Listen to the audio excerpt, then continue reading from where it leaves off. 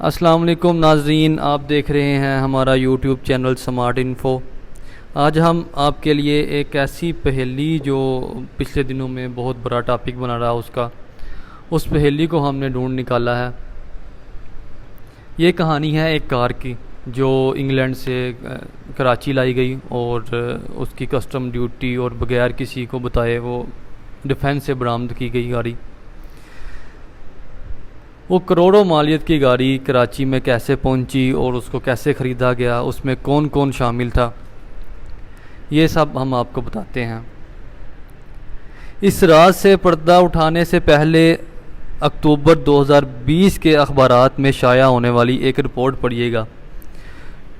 وہ رپورٹ بتاتی یہ ہے کہ پاکستان میں بلغاریہ کے نئے تعینات ہونے والے سفیر پروفیسر الیگزینڈر کو بدعنوانی کے الزام کے تحت تعیناتی کے فوری بعد واپس بلا لیا گیا۔ ذرائع کے مطابق سفیر نے ابھی تک صدر پاکستان کو اپنی اسناد تک پیش نہیں کی تھی۔ چنانچہ سفارتی تاریخ میں ایسا بہت کم ہوتا ہے کہ کسی سفیر کو میزبان ملک کے سامنے اپنی اسناد پیش کیے بغیر واپس بلا لیا جائے۔ اطلاعات کے مطابق نئے آنے والے بلغاریہ کے سفیر بورسفوف مبینہ طور پر پاکستانیوں کے لیے کاریں اور اپنے مقررہ کوٹے سے زیادہ شراب کی درآمد میں ملوث ہو گئے۔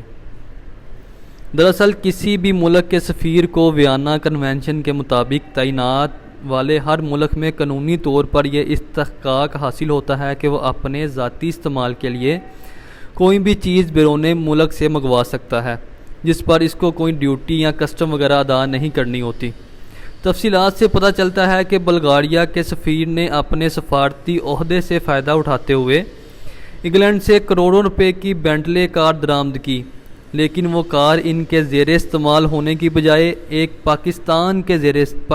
کے زیر استعمال پائی گئی۔ تحقیقات سے پتہ چلا کہ سفیر موصوف نے یہ گاڑی اپنے ایک پاکستانی دوست نوید یامین کے لیے درآمد کی تھی، جس کے لیے انہوں نے نوید یامین اور ان کے ساتھیوں سے 40,000 امریکی ڈالر وصول کیے تھے۔ ایک تصویر میں نوید یامین سابق صدر زرداری کے ساتھ بھی کھڑے نظر آتے ہیں، لیکن اس سے یہ تاثر نہیں لینا چاہیے کہ صدر صاحب بھی اس میں ملوث ہوں گے یا ہو سکتے ہیں۔ مزید تحقیقات پر پتہ چلا کہ دوسرے بھی کئی غیر ملکی سفارتکار سفارتی تعلقات سے متعلق ویانا کنونشن کے تحت دستیاب اپنی مہارات کا مسلسل غلط استعمال کر رہے ہیں اور مقامی تاجروں کو ڈیوٹی فری امپورٹڈ لگژری گاڑیاں فروخت کر رہے ہیں۔ یعنی پاکستانی ایلیٹ کلاس کے کچھ افراد اور ان تاجروں نے غیر ملکی سفارتکاروں سے تعلقات بڑھا کر ان کو اپنے ناجائز مقاصد کے لیے استعمال کر رہے تھے۔ اس کے بعد پاکستانی کسٹمز نے تو انتہائی مہنگی گاڑیاں قبضے میں لیں جو غیر ملکی سفارتکاروں نے پاکستانی دوستوں سے رقم لے کر درآمد کی تھی، لیکن پاکستانی افراد کے استعمال میں تھی۔ بینٹلے کار کی قیمت پاکستانی روپے میں 50 کروڑ بتائی جا رہی ہے، جس پر 30 کروڑ روپے کسٹم ڈیوٹی لگتی ہے جو سفیر کے استحقاق کی وجہ سے ادا نہیں کی گئی۔ بلغاریہ کے سفیر صرف اس کار کی درآمد میں ہی ملوث نہیں پائے گئے، بلکہ دوسری مثال میں بلغاریہ کے سفیر نے اپنے پاکستانی ساتھیوں کے لیے اپنے مقررہ کوٹے سے زیادہ شراب درآمد کر کے بھی رقم کمائی۔ نومبر 2019 میں سفیر نے اپنے ذاتی استعمال کے لیے شراب کا آرڈر دیا۔ سفیر کو 1482 کلو گرام وزنی کنسائنمنٹ درآمد کرنے کا اختیار دیا گیا تھا، لیکن جب کنٹینر پاکستان پہنچا تو اس کا وزن 2600 کلو گرام سے زیادہ تھا، جس سے یہ بات صاف ظاہر ہے کہ ان کے پاکستانی دوستوں نے ان کے ذریعے بڑی مقدار میں قیمتی غیر ملکی شراب منگوائی جو پاکستان میں انتہائی مہنگے داموں فروخت کی جاتی ہے۔ مزید تحقیقات پر 15 دوسرے غیر ممالک کے سفارتکار بھی اس دھندے میں ملوث پائے گئے جو اپنے پاکستانی دوستوں کے لیے قیمتی گاڑیاں، غیر ملکی شراب اور دیگر قیمتی اشیاء بھاری کمیشن وصول کر کے ان کے حوالے کر دیتے تھے۔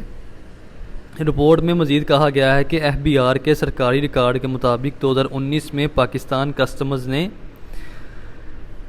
سرکاری ریکارڈ کے مطابق 2019 میں پاکستان کسٹمز نے کم از کم 16 انتہائی مہنگی گاڑیاں ضبط کی، جن میں صرف جولائی میں 9 گاڑیاں تھیں جو سفارتکاروں کے نام پر درآمد کی گئی تھی لیکن نجی افراد کے قبضے میں تھی۔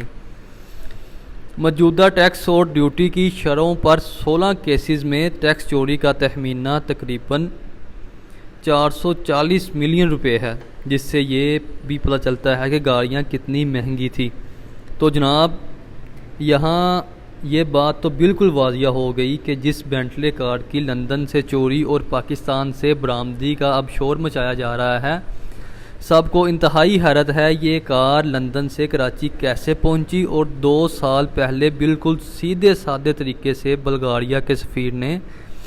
اپنے سفارتی کوٹے پر منگوا کر پاکستان کے حوالے کی تھی۔ اب سوال یہ پیدا ہوتا ہے کہ جب یہ کار لندن سے بلغارین سفیر نے درآمد کی تھی تو کیا اس سفیر کو کار بھیجنے والے ڈیلر نے چوری کی کار بھیجی تھی؟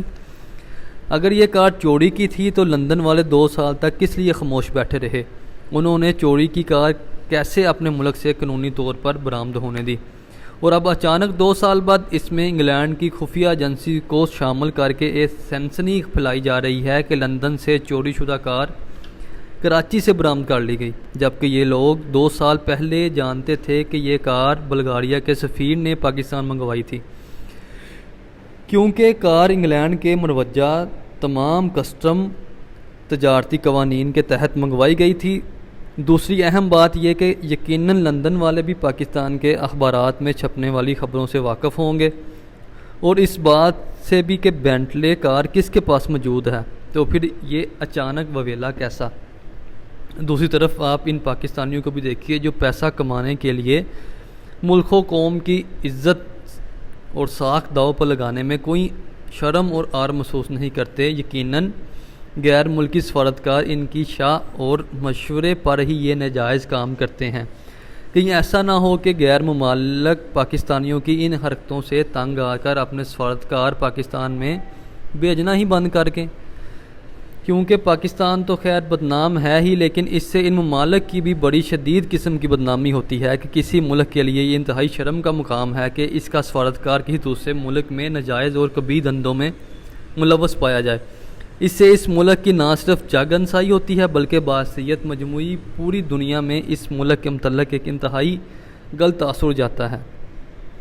پاکستان آج کل جن حالات سے گزر رہا ہے، ایسے میں یہ 2 سال پہلے لندن سے درآمد شدہ کار کو چوری شدہ ظاہر کر کے کراچی سے برآمد ہونے